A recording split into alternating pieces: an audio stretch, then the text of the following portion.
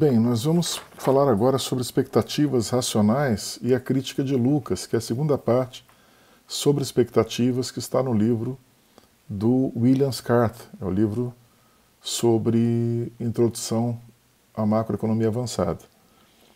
Robert Lucas, que é um economista que é considerado o pai da revolução das expectativas racionais, alguns consideram que a macroeconomia é antes e após expectativas racionais. Ele começa a formular a hipótese de expectativas racionais em 1972. Só que a ideia ela recebeu mais atenção depois dos trabalhos de Sargent e Wallace, Thomas Sargent e Neil Wallace, que são trabalhos de 1975 e 1976, portanto, 3 ou 4 anos após o trabalho original do Bob Lucas. E eles usaram, Sargent e Wallace, usaram a hipótese num trabalho sobre política monetária ótima. Nós vamos começar descrevendo o modelo do Sargent e Wallace, só que infelizmente os artigos que se seguiram a esse artigo seminal deram muita ênfase ao resultado de relevância da política que foi obtido pelo Sargent e pelo Wallace, que é a ideia de que a política de estímulo sistemático à demanda agregada, de cunho keynesiano, não afeta variáveis reais no curto prazo. Essa ideia recebeu muita ênfase. Nós mostramos, ou melhor, o Scarth mostra, que este resultado não depende de maneira nenhuma da suposição de expectativas racionais. Conforme William Scarth, ele não é robusto. E questões sobre política de estabilização continuam legítimas e vem mostrando, ao longo dos anos, respostas que não são triviais, mesmo quando supomos que os agentes possuem expectativas racionais. Então, inicialmente, a gente vai fazer uma contraposição, uma comparação entre expectativas racionais e expectativas estáticas. As implicações da adoção de expectativas racionais, elas podem ser ilustradas por intermédio desse modelo que a gente vai descrever agora, que é muito parecido ao modelo de 1976, que eu acabei de citar, do Sargent e Wallace.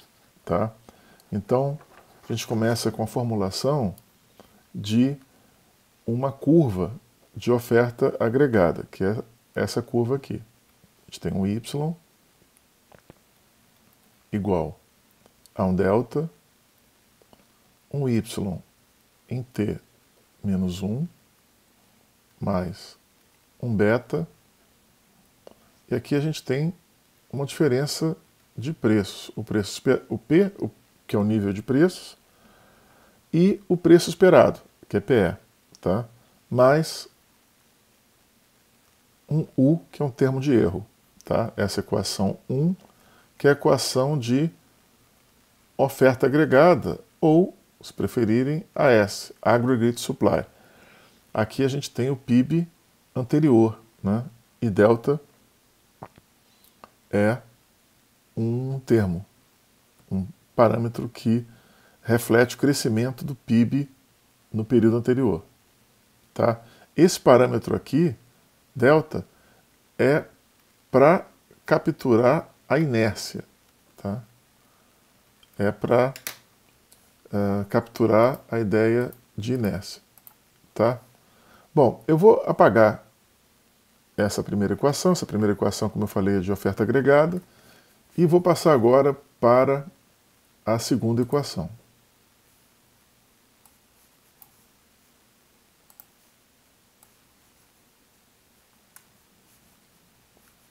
A segunda equação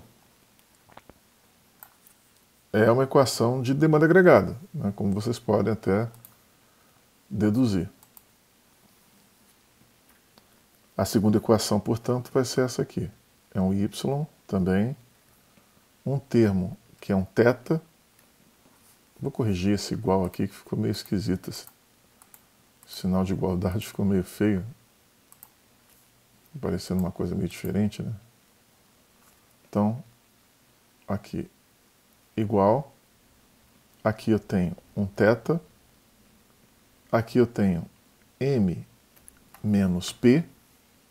M é a taxa de crescimento da moeda, da oferta monetária, M menos P, nível de preços, mais um termo estocástico, V. Essa aqui é a equação 2, que é a equação da demanda agregada. Tá? Equação da demanda agregada. E aí a gente tem a terceira equação, que eu vou descrever agora, demanda agregada aqui, né? Tá? A terceira equação é essa aqui. É uma equação que é a taxa de crescimento da moeda é igual a M barra mais um gama, não é Y isso aqui, é gama, Y é isso aqui. Aqui é um gama e Y T menos 1. Tá? Essa equação é a nossa equação 3, que é uma função de reação,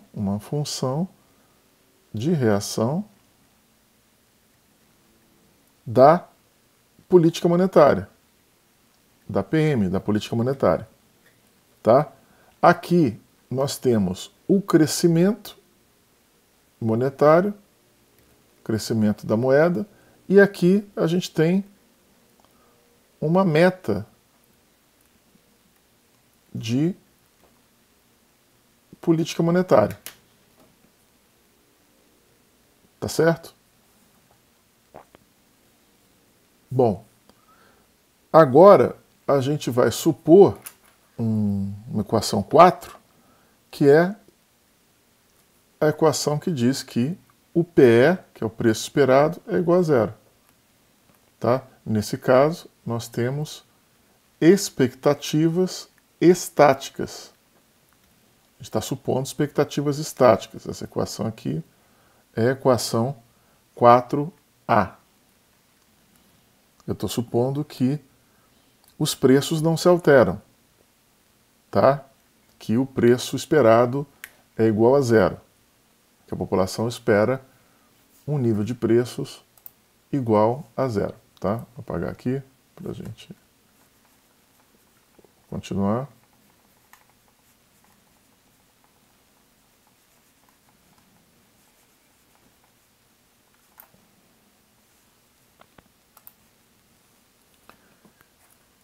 Então, supus aí expectativas estáticas. Agora, por hipótese, eu vou supor, uma hipótese, que o y barra é igual a zero, que é o log natural, o crescimento do produto potencial. Esse aqui é o crescimento do produto potencial, que é a nossa equação 4b.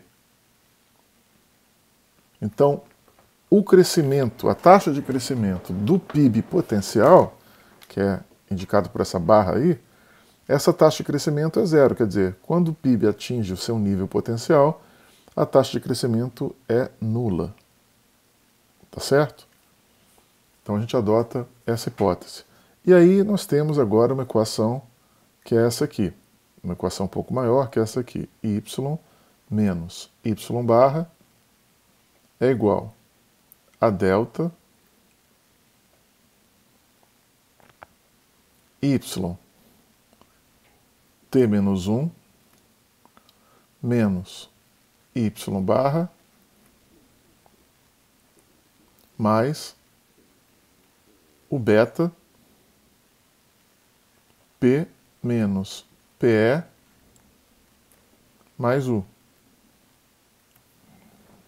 que é o termo de erro estocástico. Tá? Esse primeiro termo aqui é o hiato, aliás, desculpe, é o desvio do PIB do seu nível natural. O nível natural do PIB, tá? É o PIB potencial. O desvio do PIB, PIB efetivo, Y, PIB potencial, que é Y barra, o desvio do PIB do seu nível potencial é Y menos Y barra. Já esse termo aqui, que está entre parênteses, é o hiato do produto anterior. É o hiato do produto anterior, YT menos 1, menos Y barra. O delta é para capturar a inércia. É um parâmetro para capturar a inércia. Tá?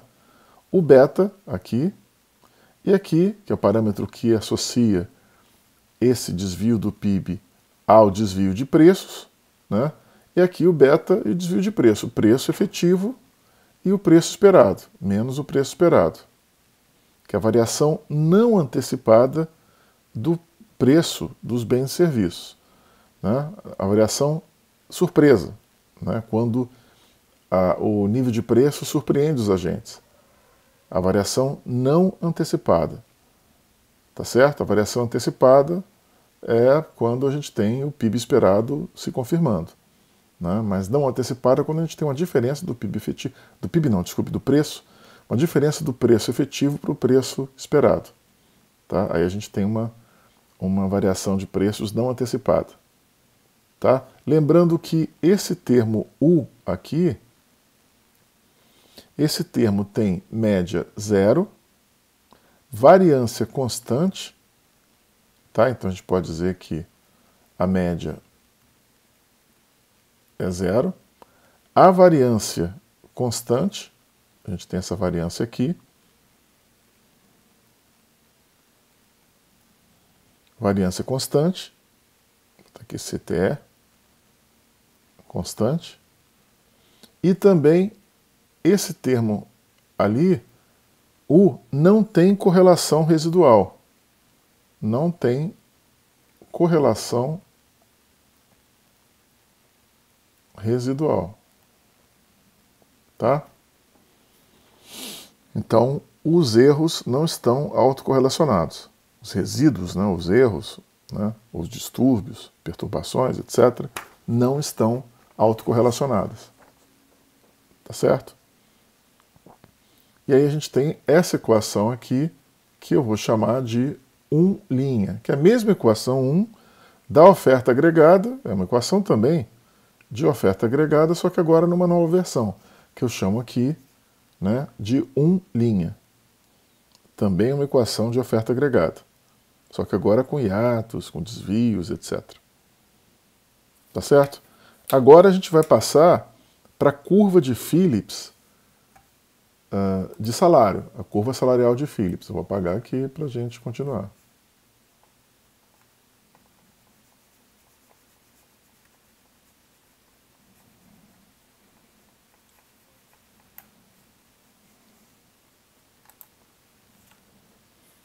Agora a gente vai passar para a curva salarial de Phillips, que relaciona salários, desemprego e preços, né? Então a gente tem aqui um W, salário nominal, crescimento, salário nominal, taxa, né? Menos a taxa salarial prévia, anterior, em T-1, é igual a uma função, a F, vezes N, é um termo F, né? Vezes N menos N barra, mais o preço esperado, menos o PT menos 1. Essa aqui é a equação 5, que é a curva de Phillips de salário.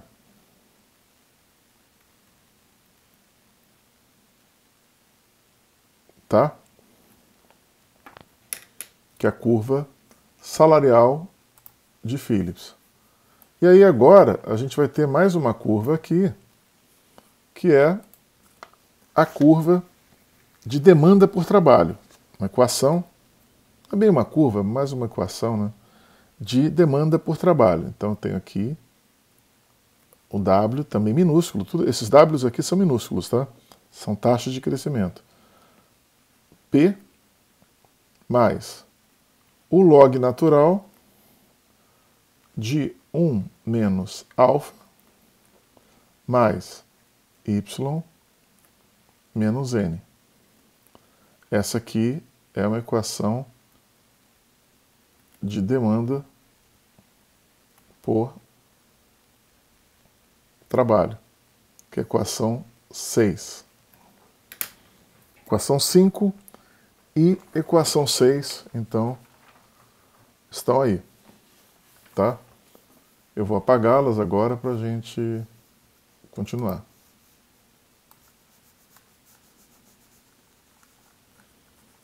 E vamos continuar o modelo.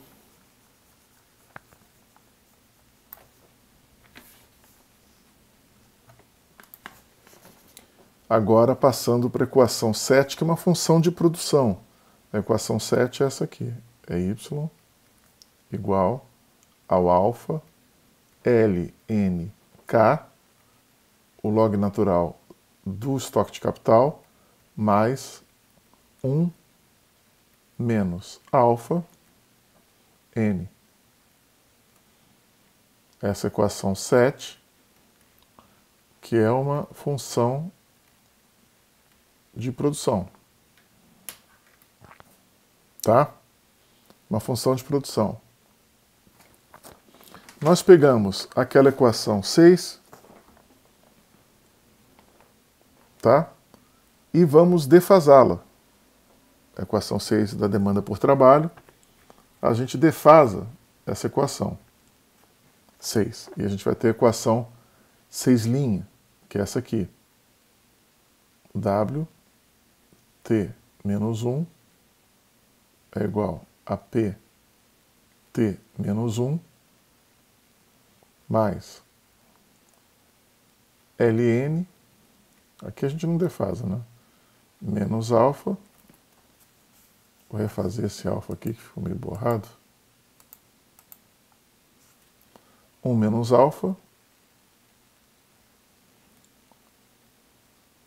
mais yt menos 1, menos n t menos 1. Essa equação é a equação 6', que é a equação que a gente viu de demanda por trabalho defasada em um período. Tá? Agora a gente vai também defasar aquela equação 7. A gente vai mexer na equação 7. Vamos fazer isso aqui. A gente vai ter um y, que é o y barra, que é a taxa de crescimento, no steady state, né? No estado estacionário.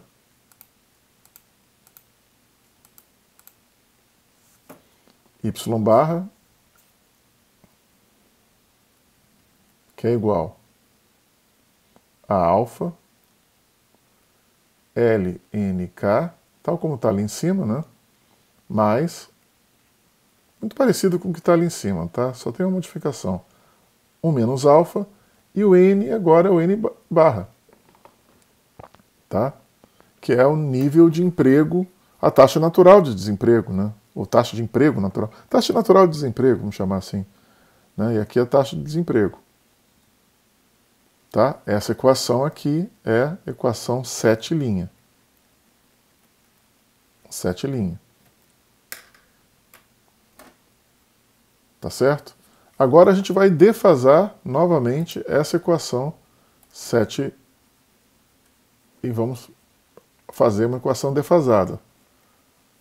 A equação 7 vai virar uma equação 7 duas linhas. Tem a equação 7, a equação 7', que é a equação ali do estado estacionário, né? Do steady state, do nível potencial. E agora, aqui a gente tem a equação yt menos 1 igual a alfa lnk mais 1 menos alfa n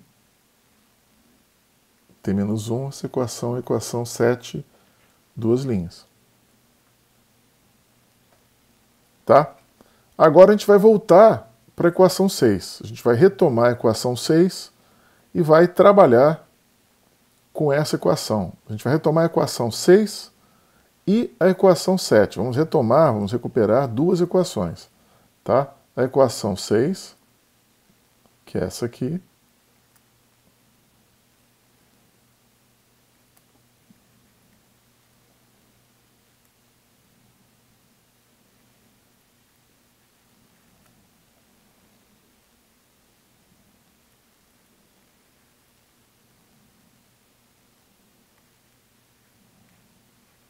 essa equação 6, que é a equação da demanda por trabalho, tá?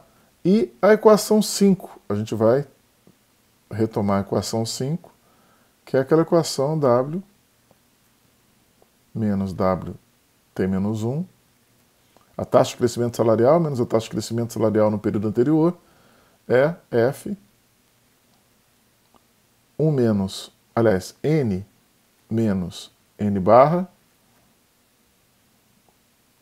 mais PE menos PT menos 1, que é a curva de Phillips salarial.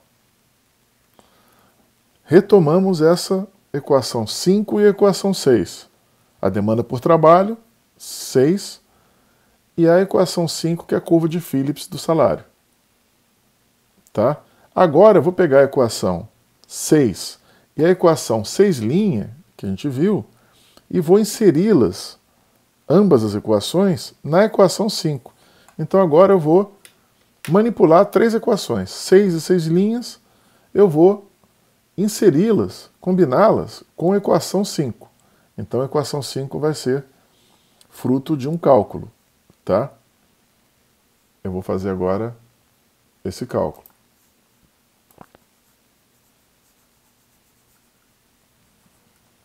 6 e 6' na equação 5. Vamos lá. Aí eu vou ter que trabalhar um pouco mais com esse cálculo, que ele é mais um pouco extenso, né? Não que seja difícil, só que ele é um pouco mais longo. Aqui eu tenho P mais Ln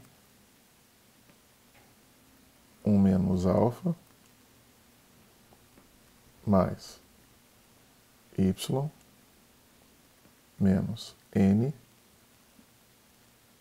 menos, abre um colchete, P T menos 1 mais Ln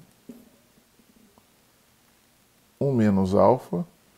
Já corta, né? Porque aqui eu tenho Ln mais Ln 1 menos alfa e aqui menos com mais menos Ln 1 menos alfa. Já estou cortando esses dois Ln 1 menos alfa aí, tá? Aqui eu continuo na linha seguinte, mais Yt menos 1 menos Nt menos 1 é igual a F N menos N barra N menos N barra mais PE menos P T menos 1. Tá? Já cortei Ln 1 menos alfa com Ln 1 menos alfa. Né? O que mais que eu posso fazer aqui? Aqui eu tenho menos PT menos 1 e aqui eu tenho menos PT menos 1. Então eu posso cortar os dois também. Né? Aqui eu tenho de um lado a equação menos PT menos 1 e do outro lado menos PT menos 1. Não é? Não precisa cortar não, acho que não vai cortar não. Não vai cortar não. Eu vou fazer o seguinte, eu vou ter aqui agora, eu vou apagar essa equação para continuá-la. Vou apagar aqui.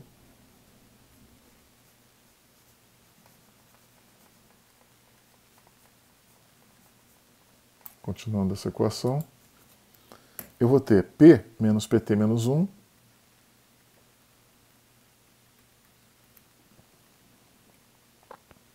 mais Y menos YT menos 1, eu estou ordenando aqui, né, os termos, P menos PT menos 1 mais Y menos YT menos 1 menos N mais NT menos 1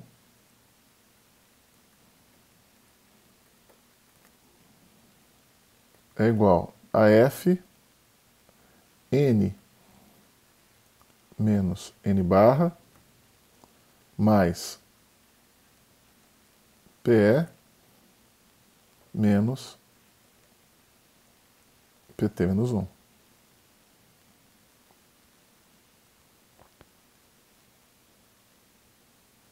Tá? Então agora eu vou isolar P menos PT menos 1. Então vou fazer P menos PT menos 1, deixar de um lado a equação e passar tudo para o outro lado. Então vou ter aqui Y T menos 1 menos Y menos, mais N menos N T menos 1 mais F N menos N barra, fecha parênteses aqui, mais PE menos PT menos 1. Tá?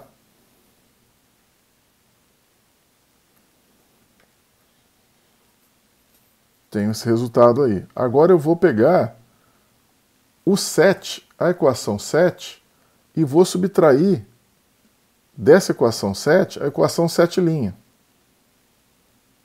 Tá? Que é isso aqui. Vou recuperar as duas, para a gente lembrar, né? Para não ficar a equação esquecida, né? E vou subtrair as duas.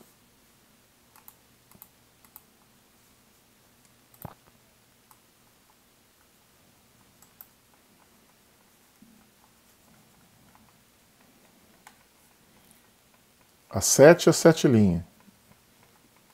Aí eu vou promover uma subtração, fazer uma subtração.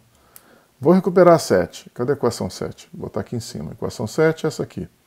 Y é igual a alfa LNK mais 1 menos alfa N, que é a função de produção. Tá? Essa é a equação 7. Agora, a equação 7' é Y barra, é a mesma equação, só que troca o N por N barra, né? Alfa LNK mais 1 menos alfa N barra. Essa aqui é a equação 7'. Tá? Eu vou subtrair uma da outra. Vou fazer Y menos Y barra. Tá? Então vou fazer isso aqui. Y menos Y barra, que é um desvio do PIB potencial. Né? Vai ser alfa LNK mais 1 menos alfa N menos alfa LNK, vou cortar as duas aqui, né? Menos 1 menos alfa N barra. Tá?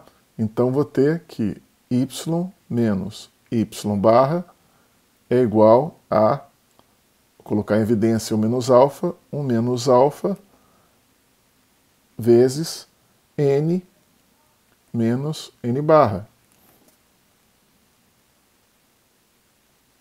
Tá? Então eu posso dizer que, vou apagar ali em cima para a gente continuar, eu vou agora isolar o N menos N barra.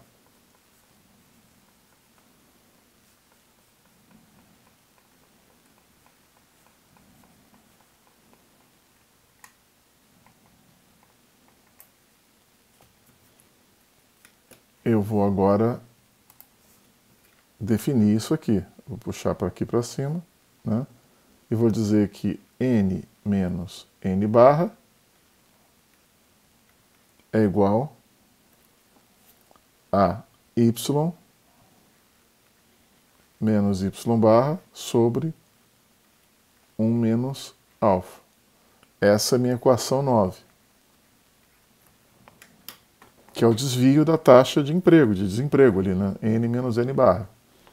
É o desvio do desemprego do seu nível natural. A taxa natural do desemprego é N barra. A taxa de desemprego corrente é N. O desvio do desemprego em relação ao desvio da taxa natural do desemprego, o desvio do desemprego em relação à taxa natural do desemprego é igual ao hiato do produto dividido por 1 menos alfa. Tá certo? Vou parar esse vídeo aqui por enquanto, depois a gente continua no próximo vídeo, né, a partir, de novo, da equação 7, 7 duas linhas. Eu vou pegar a equação 7 e a equação 7 duas linhas, que é a equação 7 defasada, né, a função de produção defasada, e vamos continuar no próximo vídeo. Até lá!